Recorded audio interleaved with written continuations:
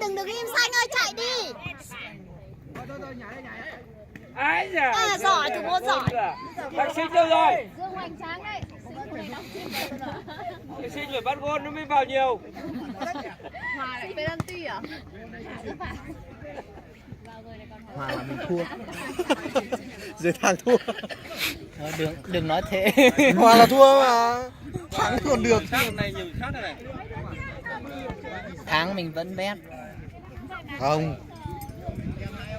Làm gì Ba Cha có một trận hòa có một trận hòa trận thua. Thì nhớ hòa thì mình cố. Nếu mà vào 2 quả mình về một nhẹ. Vào 1 quả cũng về được rồi. Anh Chin phát luôn đi. Trung có chạy không? Chạy được. Chạy được đấy giờ. Lọt đòn thế đấy. Lọt đòn. Vào luôn. Vào luôn. Sao vào rồi? Hô lên chứ. Chê thằng hô lên. Bây giờ mình phải sang bên kia sau cổ vũ. Sang bên kia mình cứ hô to vào.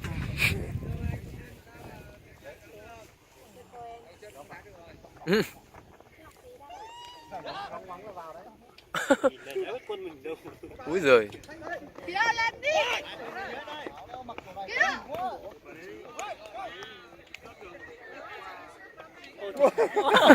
Chính ơi. Chia sâu đây, chia đây. Ê dài ơi. Ơi, Việt giỏi quá. Việt giỏi quá. Sướng quá.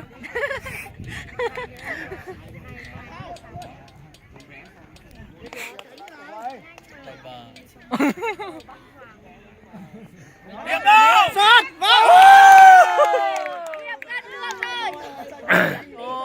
Không có quả thứ hai như thế nữa đâu à. Quả này quá đẹp đấy nhỉ. Đẹp luôn. Nhưng mà xúc nhanh quá.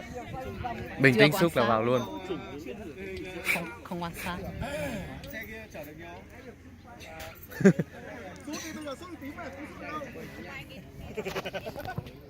Đây này. Về lên này xem lửa mình đây đấy. Thường mà Dương. Đây. Hiểm kìa, Hiểm khỏe chưa? Hiểm giỏi chưa? Ôi cái hai tranh nhau kìa. Ôi. Mình cứ xem mình chẳng mình quên mất để ý. Về thằng sắp vào mấy quả nữa nhờ. Không lướt quét nữa.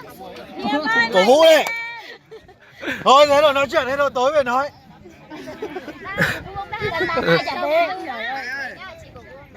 Chị không. Kìa, thay quần áo đi chuẩn bị. Không đá có được không?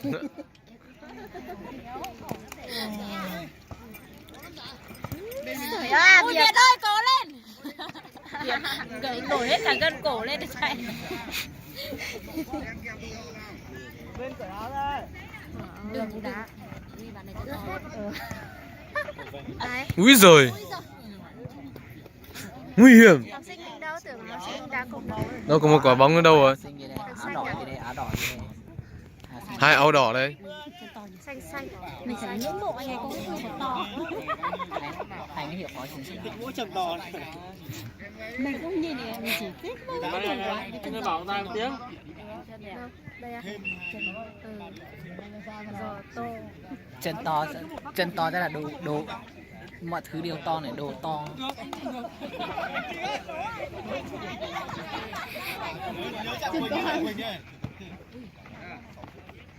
Úi giời ơi. Sức là phao ở đầu cổ chứ. Ra ngoài để ra ngoài. Ra ngoài. Cho bóng ra ngoài. Sức là phao ở mông. Vào cổ chứ nhỉ. Sao tên kia thì gãy. Biết xuống phong. Úi giời. Cố lên. Cố lên đi ơi. Ôi, hành mèo. Chân thương. Lên. Ôi đùa. Mạnh việc bắt không.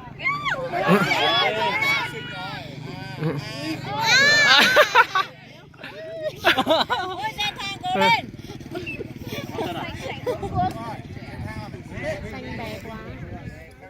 Thì cái tội lạ nó rèn cho đấy. Không phải cố này. Đứng thì bị bắt ghế rồi. Đang định ngồi cái ướt lắm. Úi giời ơi. Phải đeo cái mũ bảo hiểm vào mà chạy.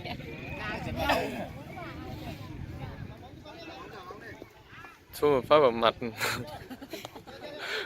Mẹ vào mũi thì thôi rồi, chảy máu mũi luôn.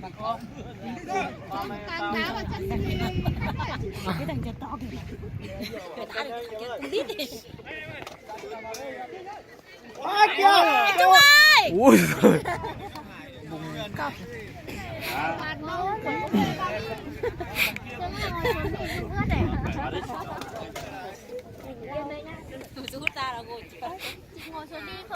Lược qua đây, lược qua đây. Ôi ôi ôi. Cố lên.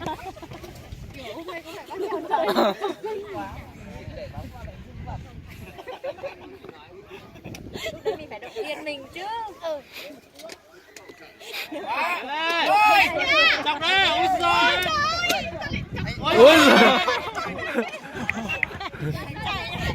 Đây là cái điểm kém đậu à?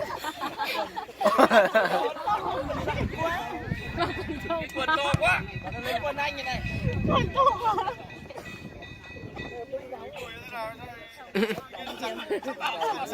Ôi em chịu. Ui giời. Anh chỉ chuyên đá tiền đạo ngày trước cho Quang Kinh ấy. Chuyên tiền đạo của Quang Kinh ngày trước ấy. Nhưng mà dạo này dòm béo quá rồi thôi. Mất bóng rồi. Chưa lên chưa. Không phải chạy chứ sao lại đứng thế? Chạy Chạy phải lên đây. Chạy nhanh cái côn để nó chạy nhanh. Ôi chạy làm gì nhỉ? Anh Công chạy làm gì?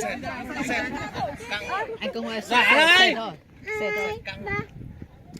Xúc xe thôi. Ui giời. Xúc xe thôi. Sức bóng làm gì nhỉ? Chém thế ghê đấy. Chủ nhân mẹ chân lên. Hai cái ba phải cái bò thôi. Em chưa?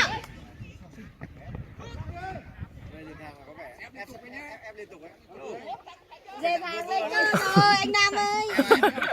Đến rồi trượt bóng. Qua về chính qua trận về chắc điều chỉnh lại Đội hình. Hôm qua về tiếc đọc pin cho rồi.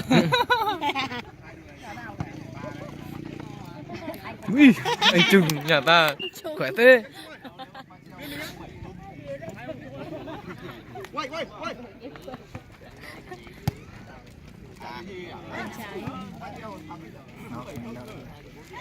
Nó không đỡ luôn cho bóng. Lúc này 5 phút đã vào một quả rồi, bây giờ 7 phút rồi. Cho đội nào 8 đấy? phút rồi, chưa vào quả nào. Chú. Mình vào rồi à? Hả? Công bảo xếp hai lúc nấy. Cố lên anh ơi. Cảnh rồi cố lên cho tẻ nhá. Yeah. Ôi giời ơi.